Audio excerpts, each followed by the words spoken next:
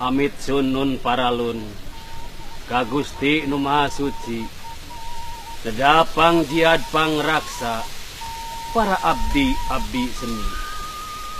Sejak ngaguar laratan titis waris nini aki, ngembatkeun jalan laratan katampian gesan mandi. Kaleuwi sifat tahunan leuwih nu ngaruncang diri manusia kiwari.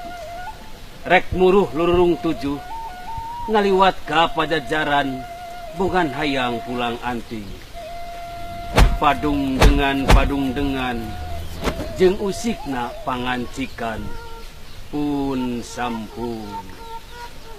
Sampurasun karumuhun ka Sang Hyang Prabu Siliwangi nu gelar di tatar Sunda muga nyebarkeun wawangi. Pun sampun.